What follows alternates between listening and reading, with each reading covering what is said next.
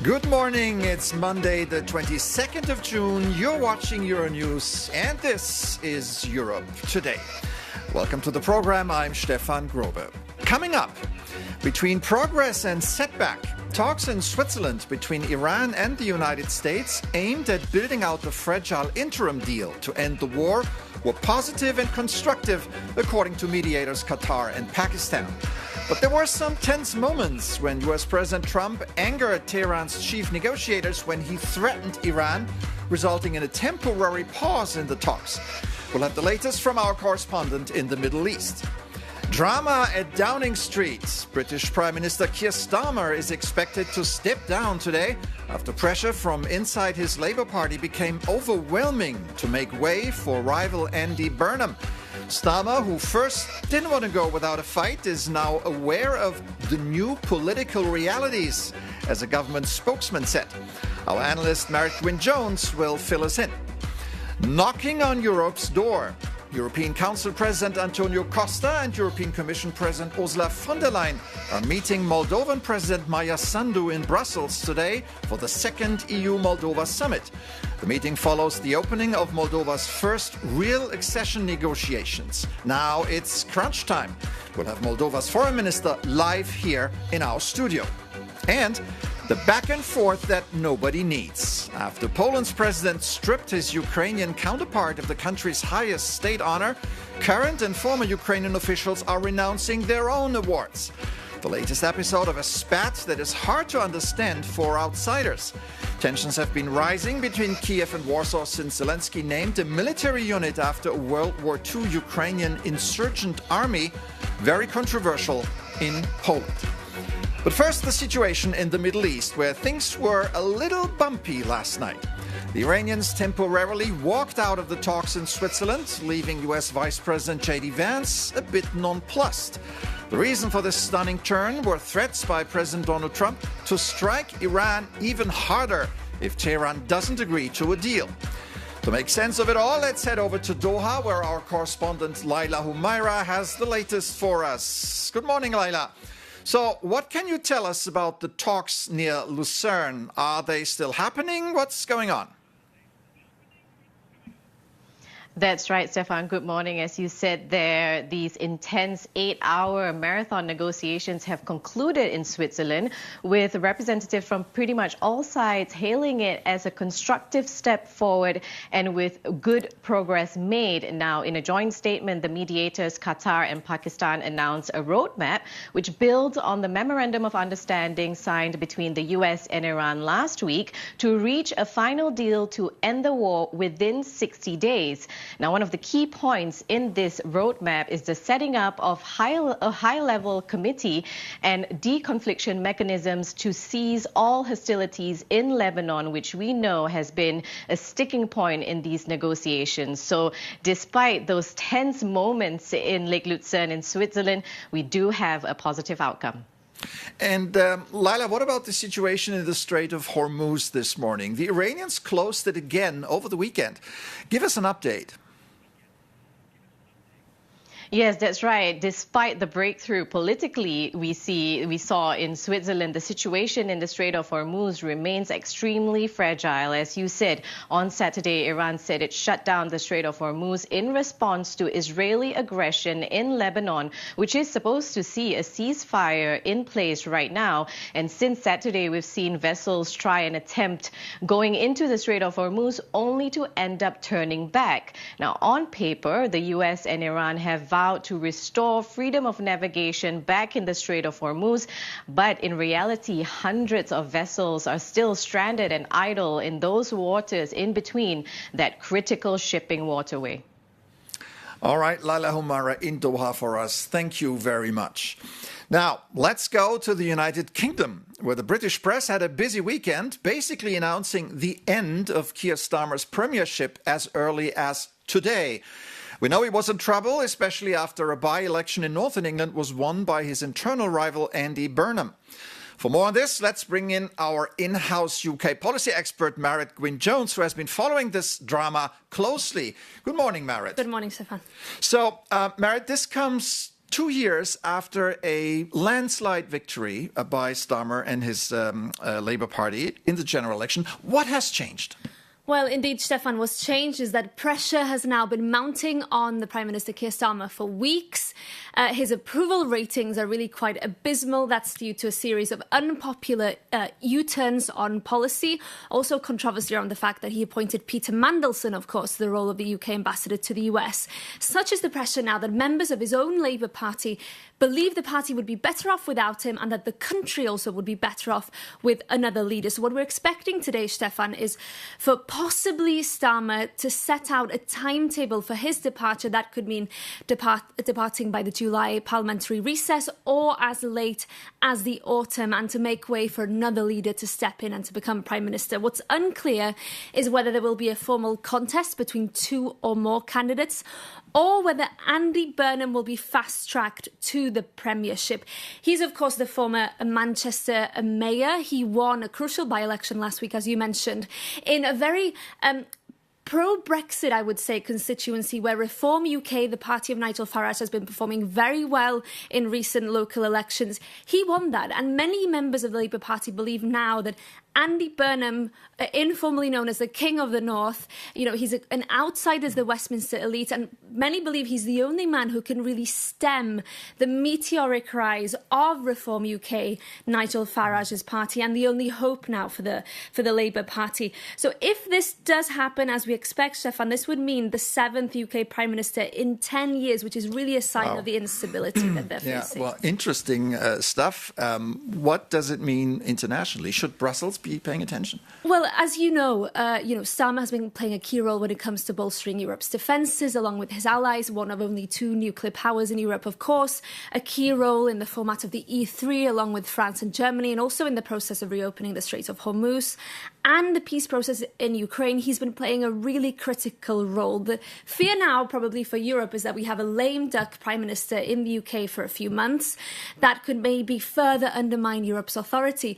And crucially, Stefan, and finally, this comes on the eve of the 10th anniversary of the Brexit referendum tomorrow. Yeah. And we know that Starmer had made it his priority to restore ties with the European Union. We are expecting him here in Brussels at the end of July to tie up a string of deals with the EU on closer collaboration. The question now is, will he be in power for that? Will he have the authority to do that?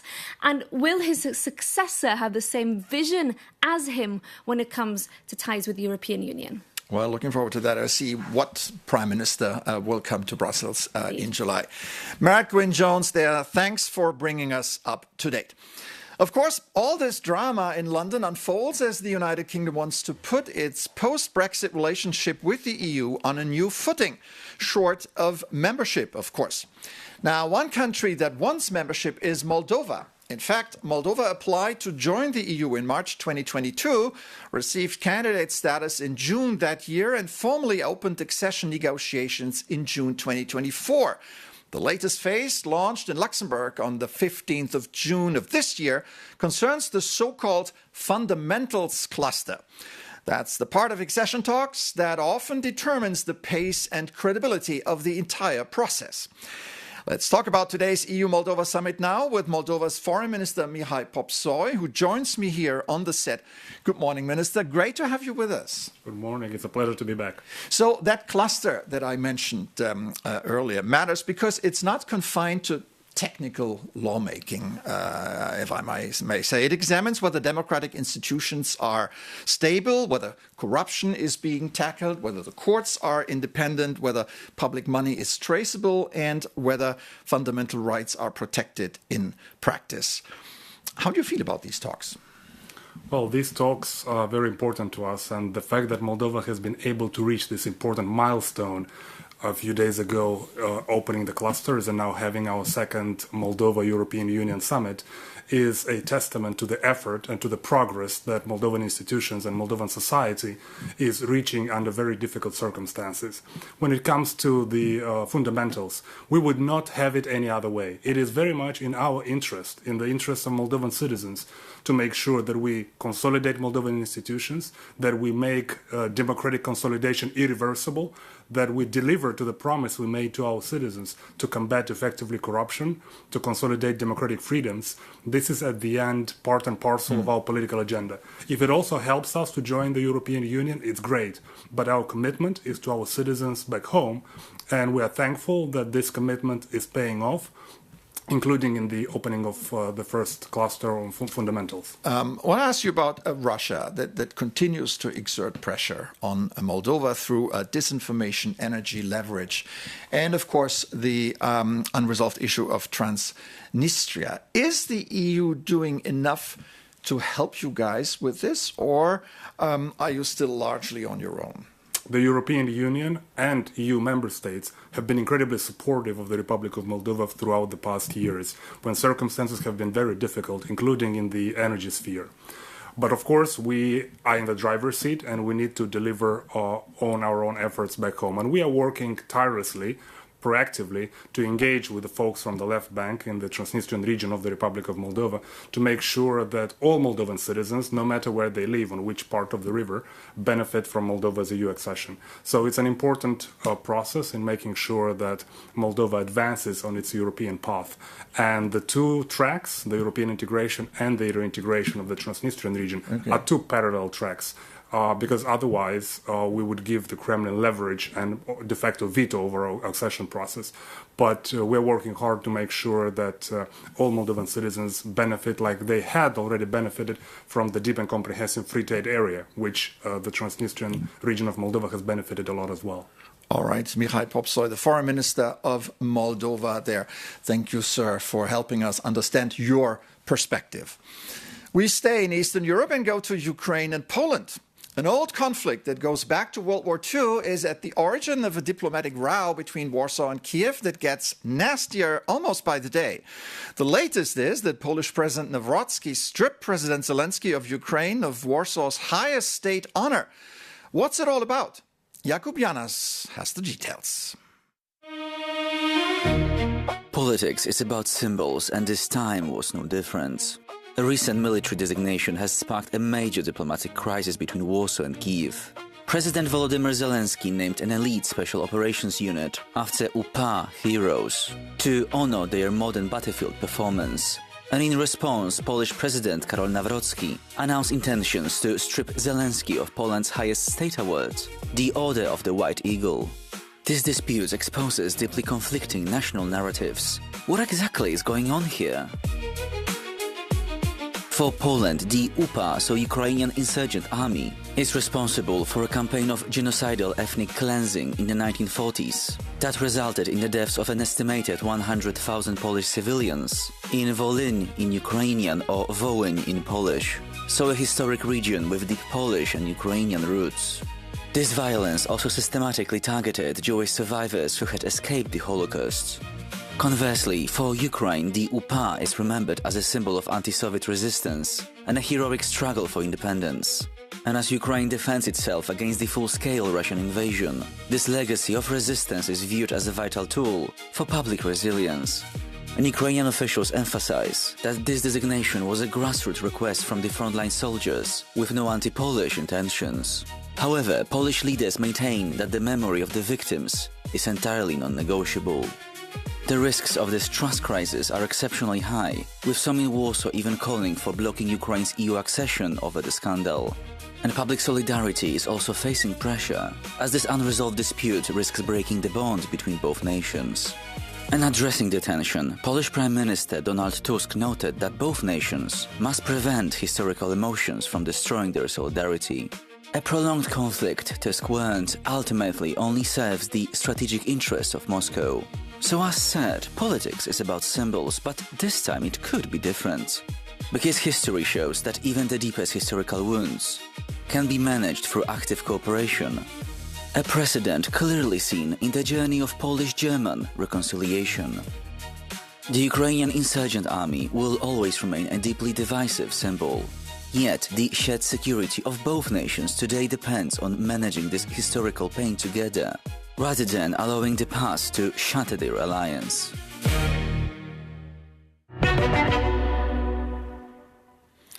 Well, these intentions voiced by the Polish president are finally becoming reality. To get to the bottom of this, I'm glad to have our expert Sasha Vakulina in the studio now. Good morning, Sasha. Morning. So the Polish president stripped Zelensky of his honorary title. What was the reaction in Ukraine? The reaction was immediate, with Volodymyr Zelensky sending it back to Warsaw. You could see here the photos with the medal, the Order of the White Eagle, being sent by Zelensky back to Warsaw to Kolonorodsky. There is this invoice with his name there, you can see. And Zelensky explained his decision on X, saying if it is considered that this special symbol may remain with Catherine II, Benito Mussolini and Gerhard Schroeder, then we in Ukraine will not argue with that. Following Zelensky's decision, also the head of his office, the foreign minister of Ukraine, the ambassador of Ukraine to Poland, and 3 ex-presidents of Ukraine all renounced their orders. That was quite a mix of recipients there. This is quite an unprecedented escalation between Warsaw and Kiev. What's happening next? Well, that's a huge question also, because later this week there's a Ukraine Reconstruction Conference taking place in Gdańsk in Poland, which should be co-hosted by Ukraine and Poland. According to Euronews sources, Volodymyr Zelensky was confirmed as of last week to participate. Now it's an open question whether he will show up in Gdańsk. All right, Sasha Vakulina here in the studio. Thank you very much for these insights. And now let's talk football.